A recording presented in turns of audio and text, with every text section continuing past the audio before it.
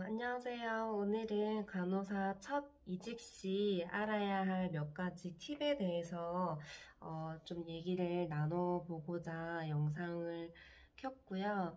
말을 하면 일단 목이 많이 탈 것 같아서 전기포트로 일단 티를 끓이고 있었는데 갑자기 전기 누전이 돼서 지금 일단은 전기 기사분을 기다리고 있는 상태고 예상치 못하게 좀 어두컴컴한 환경에서 영상 촬영하게 된 점 좀 양해를 부탁드립니다.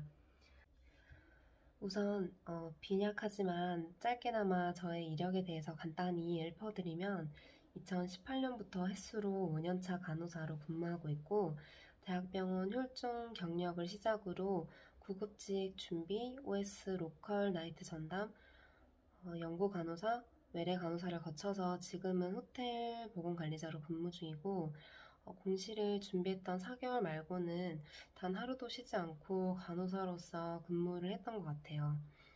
동기나 후배들의 이직을 도와주면서 제가 알려줬던 몇 가지를 정리를 해서 오늘 이 영상을 본 여러분들께도 이직 시 몇 가지 팁을 알려드리려고 합니다. 우선 첫 번째로 경력 기간이 부족해도 지원해보라고 말씀드리고 싶어요. 채용 공고 내 자격 요건을 보면 경력 기간이 우대사항이든 필수사항에 정해져 있는 경우가 있는 것을 보신 적 있으실 거예요. 지금 본인의 경력이 조건에 미달이 되더라도 꼭 지원해보고 싶은 회사는 지원을 해보시길 권유드립니다. 실제로 동기의 케이스로는 한 명을 채용하는 공고에서 3년 이상 대학병원 경력자라고 자격 요건이 고지되어 있었지만 동기는 2년 8개월의 경력뿐이었고 조건이 미달되어 포기할까도 고민을 했었지만 간절한 마음을 담아서 이력서를 제출했고 운 좋게 면접 기회를 얻어서 최종 합격을 한 사례도 본 적이 있고요. 회사와 부합하는 인재라면은 경력이 부족해도 충분히 다른 지원자들을 뒤집을 수 있기 때문에 반드시 지원을 해보시기를 권유드립니다. 두 번째, 연봉 협상을 꼭 하시기를 바랍니다. 병원 간호사 공채로 입사하게 될 경우 보통 테이블에 따라 연봉이 측정되기 때문에 사실 연봉 협상이란 말은 간호사에게 낯선 단어이기는 합니다. 하지만 대규모 채용이 아닌 로컬 병원, 보험회사, 보건관리자 등 소규모 채용에서는 연봉 협상이 가능할 수 있습니다. 채용 공고를 보시면 예를 들어 범위가 정해지게 되는데 합격을 하게 되면 보통 저 금액 내에서 연봉을 받게 될 텐데 연차가 5년 이하의 선생님들이라면 아마 연차 인정이 잘 되지 않고 적혀있는 금액 중에 가장 낮은 금액으로 처음에 선생님께 제안할 가능성이 큽니다. 그때 제안한 금액대로 수락하지 마시고 경력이 정말 적은 신규 선생님들이라도 최대한 연봉을 협상하시기를 바랍니다. 연봉 협상은 현 회사의 단점을 둥글게 언급하면서 자신의 장점을 최대한 어필하고 연봉을 높여 제안하는 것인데요. 실제로 저는 보건관리자 로컬 나이트킵 지원 시에 연봉 협상에 성공하였고 타 회사와 처우에 대한 차이점을 언급을 하면서 나의 경력 그리고 연봉을 얼마 올려주신다면 동기부여가 돼서 이 회사와 시너지를 더욱 낼 수 있을 것이다 라는 이제 기대 효과를 언급을 하면서 최대한 연봉을 끌어올렸었습니다. 연봉을 알려주는 단계까지 갔다면 선생님께서 이제 해당 회사에서 요구하는 적임자로 이미 검증이 되었을 가능성이 크고 또 협상을 한다고 해서 인사고과나 추후 근무를 하는데 불이익이 없기 때문에 믿져야 본전이라는 마음으로 꼭 협상을 하시기를 조금 당부드리고요. 사실 이제 근무를 하면서 연봉을 올리기에는 쉽지 않거든요. 그래서 이제 근로계약서를 작성하시기 전에 꼭 이제 연봉 협상을 하는 것을 권유를 드립니다. 세 번째, 영원히 안 볼 것처럼 퇴사하지 마세요. 첫 직장을 퇴사할 때는 다시는 임상으로 돌아오지 않겠다, 다시는 이 병원으로 돌아오지 않겠다는 마음으로 퇴사를 하는 선생님들을 많이 봤어요. 물론 저도 그렇고요.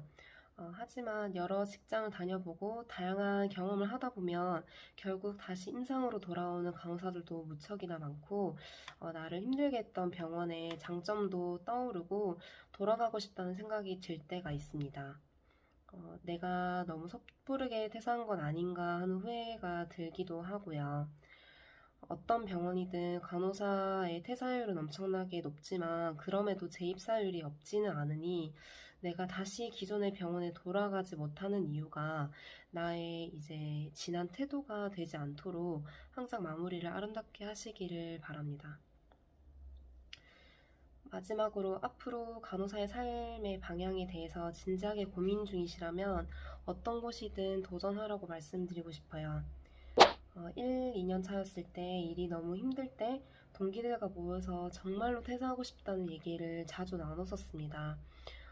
저는 동기가 꽤 많은 편에 속했는데 그중 지금은 이제 절반은 첫 병원에서 퇴사했고 절반은 아직 병원에 남아있는데 병원에 남아있는 동기들은 신규 때와 비교해서 확실히 일이 편해졌다고도 하고 그만큼 이제 다른 곳으로 퇴사하기가 겁이 난다는 말을 많이 하더라고요.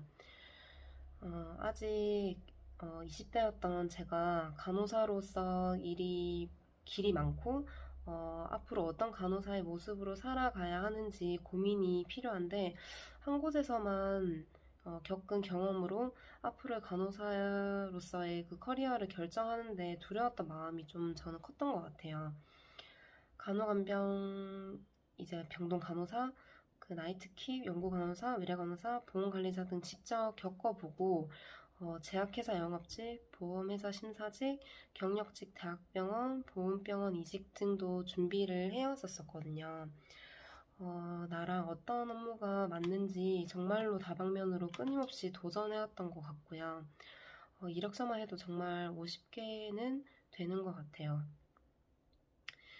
그런 고민 끝에 지금 결정했던 진로이기 때문에 보건관리자로서의 일이 저는 더 흔들림이 없고 만족하면서 근무를 할 수 있는 것 같고 앞으로의 저의 모습 또한 기대가 되는 부분이 많습니다.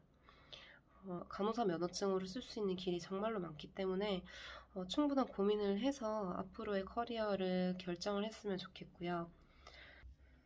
지금도 간호사로서 살아가면서 힘들어하고 있을 후배 간호사 선생님들과 사실 많은 얘기를 나누고 싶고 또 해주고 싶은 말이 정말 많은데 짧게나마 영상에 담아봤는데 또 다른 혹시 고민이 있거나 질문이 있다면 댓글로 남겨주시면 감사하겠습니다. 많은 간호사 선생님들과 그리고 간호과 학생분들께 진심으로 응원의 말씀을 드리고 싶습니다. 영상을 시청해주셔서 감사합니다.